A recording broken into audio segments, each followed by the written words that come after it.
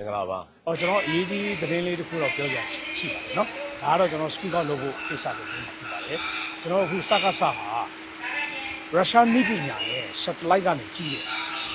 နိပညာကိုနေပြည်တော်မှာရုံးထိုင်နေတာဖြစ်ပါတယ် ရုံးပါတဲ့လုပ်ငန်းစဉ် ရုံးမှတဲ့လုပ်ငန်းစဉ်တစ်ခုကိုလုပ်နေတယ်အဲ့တော့ရုရှားပညာရှင်တွေကပူးပေါင်းပြီးတော့နေပြည်တော်မှာစိတ်ယုံအနားမှာပဲရုံးထိုင်ပြီးတော့တစ်မှတ်တွေကိုရှာတဲ့satellite ကနေဒါလိုက်အပူခံစနစ်နဲ့ကြည့်တဲ့ဟာမျိုးကိုလုပ်နေတာဖြစ်တယ်။ဒါကြောင့်ဟိုတနေ့ကကျွန်တော်တို့9ရက်နေ့က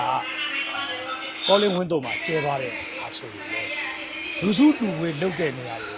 အပူခံကရိယာနဲ့ရှာပြီးတော့ဒီကောင်ကဘုံ12လုံးတော့ကျဲတာပေါင်900ပဲ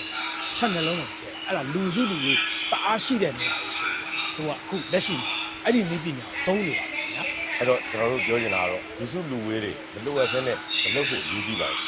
ဒီဂျေရုဆလမ်ကနေပြီးတော့သူတို့ဒီပုံရိပ်တွေဖမ်းတယ်ပုံရိပ်တွေလူရဲပုံရိပ်တွေတော့ဖမ်းလို့မရပါဘူးเนาะဒီညအခုချိန်ကြီးတွေကနေပြီးတော့ဆက်ဖမ်းတယ်နောက်တစ်ခါဒီမိโกငွေတွေကနေဖမ်းတယ်နောက်ညဉ့်ညမ်းတဲ့လေထုတွေကတစ်ဆက်သူတို့ဖမ်းယူပြီးတော့ဒီကျွန်တော်ဂျေရုဆလမ်ကနေပုံရိပ်တွေဖမ်းပြီးတော့လူတို့ကိုဒုက္ခပေးဖို့အတွက်ကိုတို့အားလုံးနေပြီးတော့မှရုံးထိုင်ပြီးတော့လုပ်နေပါပြီဒါခိုင်လုံးတဲ့သတင်းတစ်ခုပါဒါကြောင့်တော်လန်ပြည်သူများနဲ့တော်လန်ရေးတပ်ဖွဲ့များအနေနဲ့လိုအပ်တဲ့အခါမှာလူစုလူဝေးများမလုပ်ဖို့အတွက်ကိုရည်ကြည်ပါတယ်